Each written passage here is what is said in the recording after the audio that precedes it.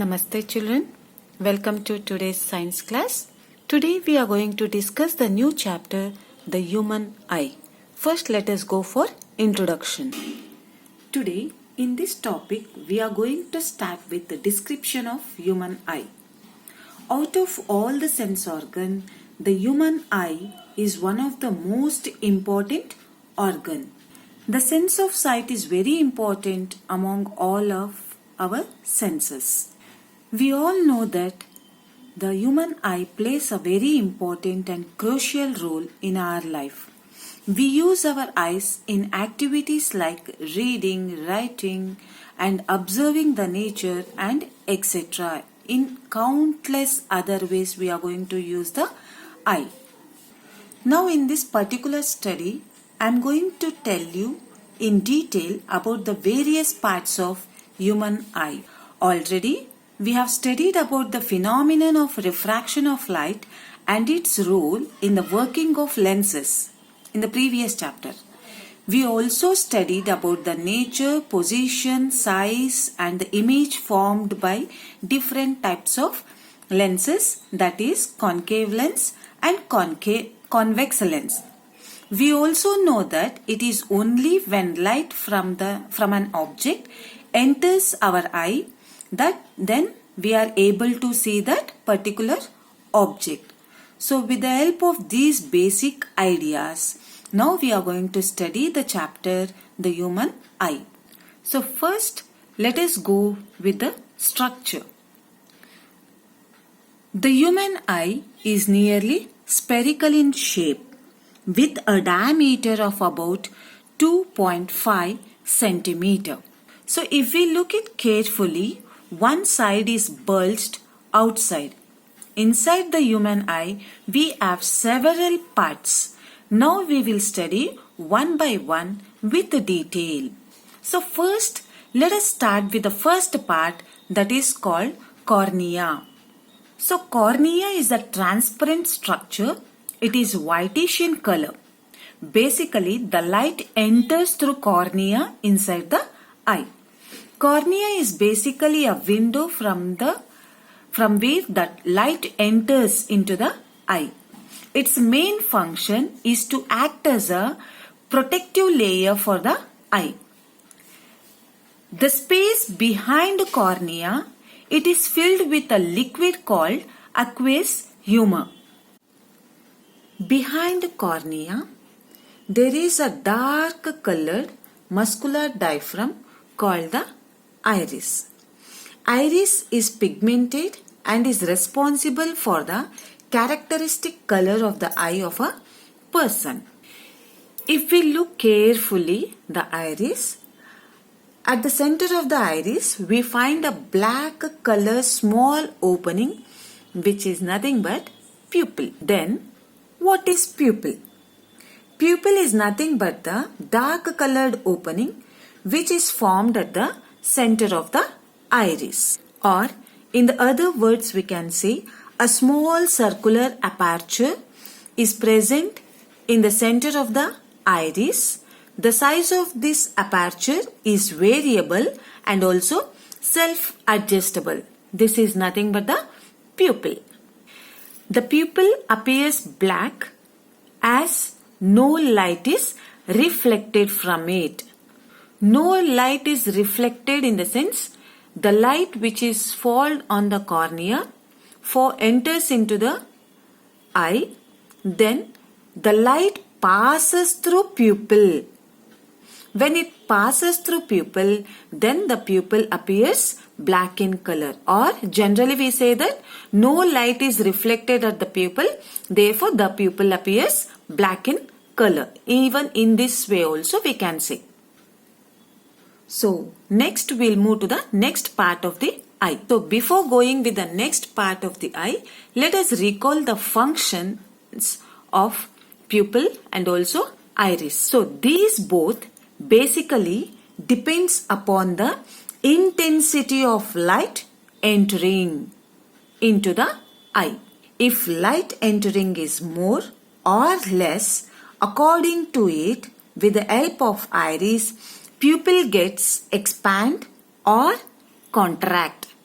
So in dim light, the pupil gets enlarged and thus more light enters into the eye. In bright light, the pupil gets contract.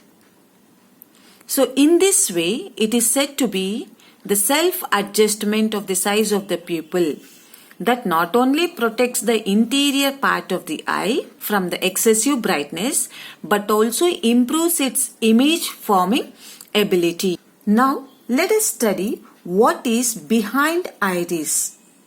If we go just behind iris, we find the structure which we know called as lens. That is nothing but eye lens. The eye lens of the human eye is nothing but a convex lens made up of transparent crystalline layers. It is harder at its middle and gradually becomes softer towards its edges. We know that in convex lens it bulges in the sense thicker at the middle and thinner at the edges. The same way here the convex lens, that is inbuilt lens in the human being, is convex lens, which is harder at its middle and gradually becomes softer at its edges. So we know that convex lens, it will be in this form, harder at the middle and softer at the edges. Basically, inside the eye lens, we find jelly-like structure filled. Because of filling a jelly-like structure inside the eye lens gets contract or expanded. So the contraction or expanding of the eye lens is done by the muscle. Then that muscle is nothing but our ciliary muscle. Then what is the function of ciliary muscle? So you can find at the top and bottom of the eye lens there is a muscle. Then this muscle is said to be a ciliary muscle. So the function of the ciliary muscle is nothing but holding the eye lens in a proper position. If any object is far from the eye lens, then the reflected rays from that particular object, when it enters from cornea to the eye lens, then it strikes the lens. Then in that case, the ciliary muscle gets relaxed.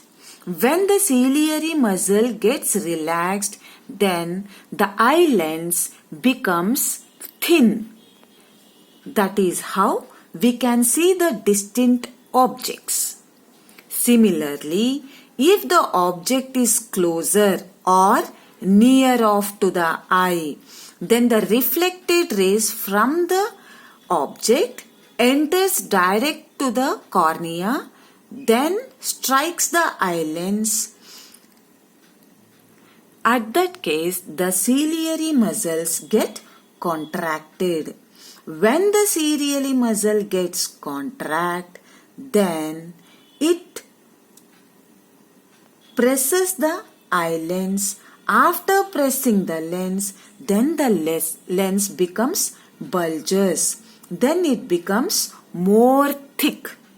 That is, eye lens becomes thicker. So when the eye lens becomes thickness, then the focal length gets reduced. Reduced in the sense less. Focal length becomes lesser. So when the focal length becomes lesser, that is why we can see the objects clearly which are placed nearby or near to the near to the eye. So now discussed about cornea. Immediate after cornea we discussed iris. Then we went to pupil. Then we went to eye lens.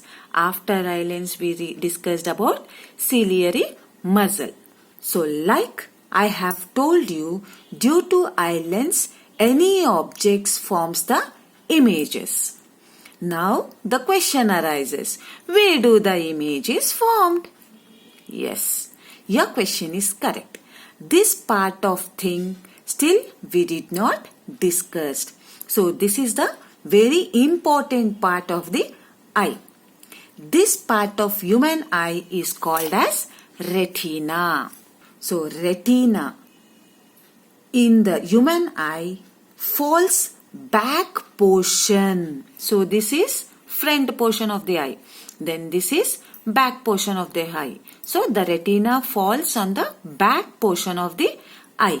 So retina is nothing but the screen, acts as a screen where the image is collected. In retina, we find many light sensitive cells. So the light sensitive cells are also called as photoreceptors. So what it is called?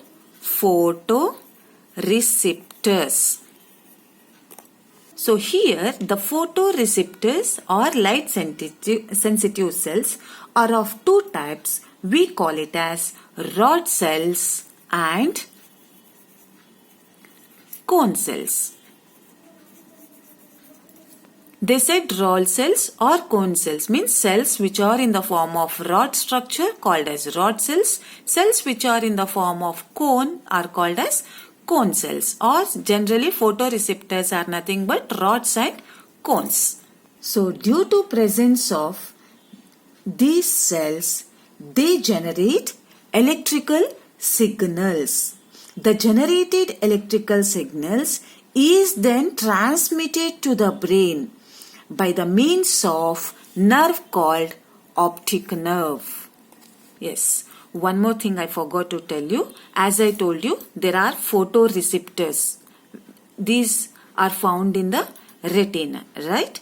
And let me tell a few more words. Retina is a delicate membrane having n number of light sensitive cells which are nothing but photoreceptors which are in the presence of rod cells and the cone cells.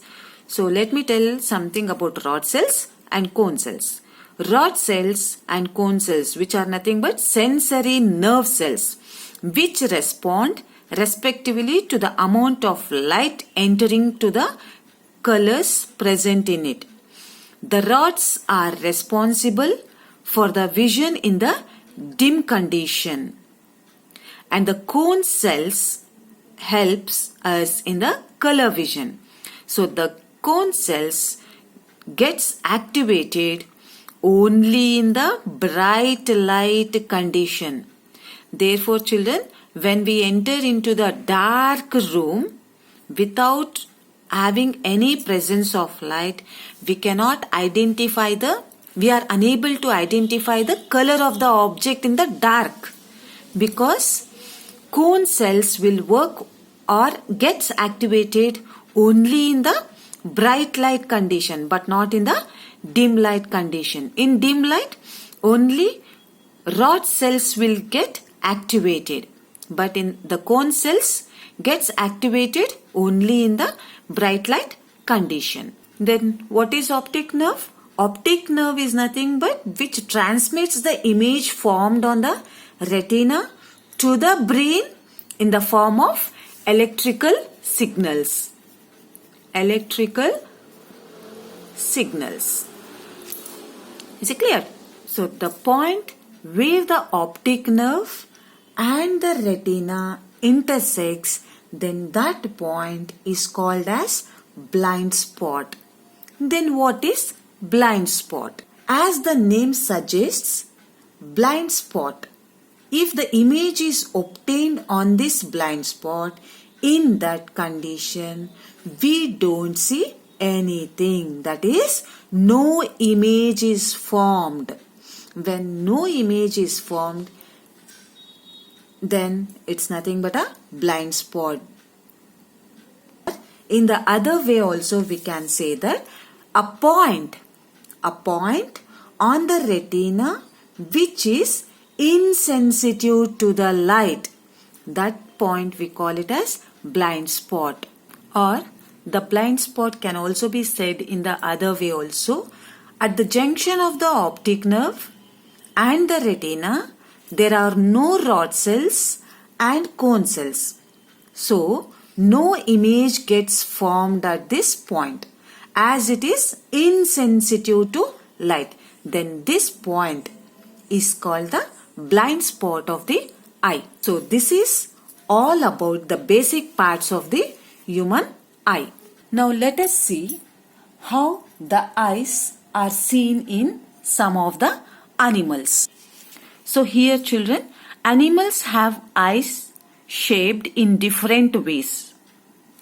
Eyes of a crab are quite small in size, whereas butterfly have large eyes. Butterfly have large eyes that seem to be made up of thousands of little eyes. They can see not only in front and sides, but also towards the back. If we go with the another animal called owl, which is also said to be a night bird, which consists of more rod cells. More rod cells means which respond to the dim light, right? Compared to cone cells. Cone cells are less in number. So cone cells gets activated only in the bright light. Also, this bird has a large cornea. See children, this is said to be a cornea. We have whitish part in our eye. That is said to be a cornea. And a large pupil. Pupil is also big in size to allow more light to enter its eye. The night birds are therefore able to see very well even during night. During night in the sense less amount of light is present, that is dim light. Since presence of big pupil, large pupil, so they can see even in the night time. They find it difficult to see during the day. This is due to the rather large amount of light that can enter through their large pupil. So it doesn't get reflected. Instead of reflecting, it passes through the pupil. Clear? The day birds like kite, eagle, chick have more cone cells, means which gets activated for the bright light compared to rod cells. Rod cells get activated in the dim light. Thus, they can see very well during the day. The decrease in the number of their rod cells makes it difficult for them to see during dim light because rod cells are few in number. So they feel very difficult to see in the dim light condition, that is at the night time. So this was all about today's class. So let me write the points for all the parts of eye children. So the first part of the eye we discussed is about cornea. A transparent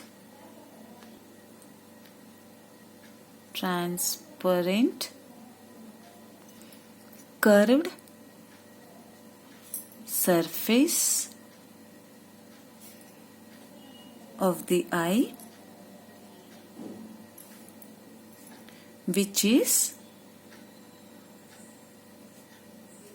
whitish in color. Its main function, or you can write, it acts as a protective layer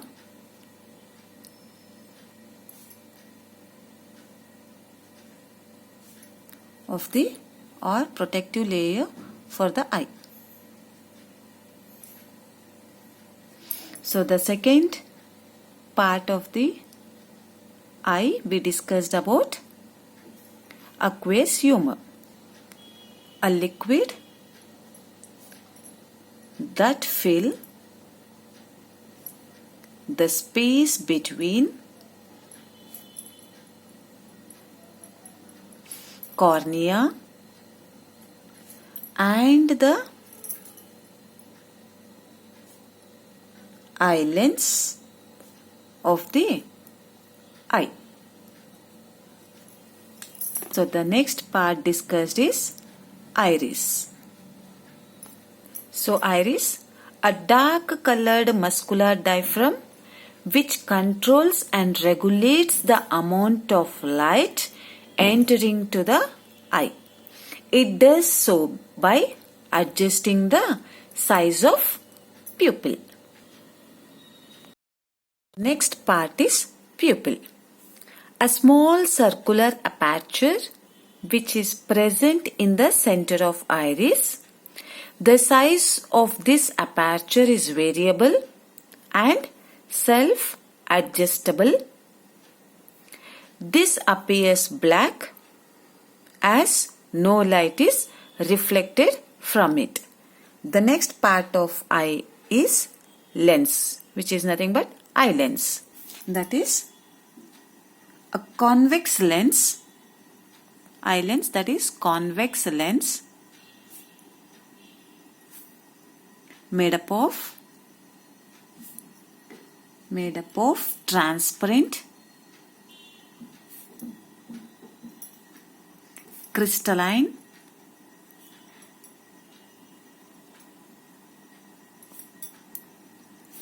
layers. Eye lens, a convex lens made up of transparent crystalline layers. The next part of eye is ciliary muscles. So we already discussed about ciliary muscle, that is a flexible muscles which enables the eye lens to change its shape for seeing objects at a different distance. As I told you, if the object is at far away from the eye, then the reflected rays from the object passes through cornea and then strikes on the eye lens. So where the ciliary muscles gets relaxed, then the focal length is increased, that we are able to see the objects. So if the objects are near to the eye, the reflected rays from the object passes through cornea, again strikes on the eye lens. At that time, the ciliary muscles get contracted and focal length gets reduced. This is how we are going to see the objects, that is near object and also far objects. In far objects, the focal length gets increased because of relaxation of the ciliary muscles. And if the object is nearby, then the ciliary muscles get contracted, then focal length gets reduced. This is how the ciliary muscles works in the eye. We'll go for the next part of the eye called as retina. So if we go with the retina, the photoreceptor screen, or we can call it as a light sensitive screen of the human eye on which the image is formed. The two types of cells called rods and the cones. So retina acts as a screen where the image is formed or where the image is seen. So now we'll go with the next part of the eye called as optic nerve. So optic nerve, the nerve which transmits the image formed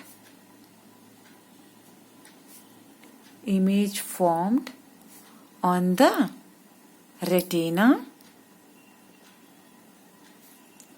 to the brain in the form of electrical signals.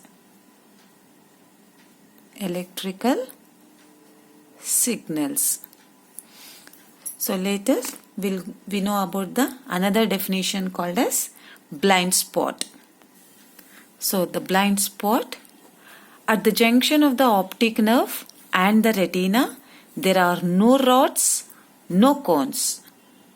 So no image gets formed at this point as it is insensitive to light.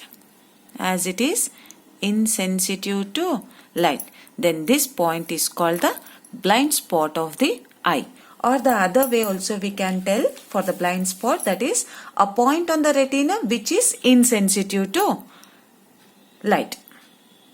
So this is all about the introduction to the human eye, and structure of the human eye, and also definition of the blind spot we discussed. So in the next class we are going to discuss regarding how do we see the colors and working of the human eye, and also we are going to discuss regarding the defects of the vision and how we have to take care of the eyes. Clear, children? So this is all about today's class. In the next class we'll meet again. Thank you. Have a nice day, children. Thank you.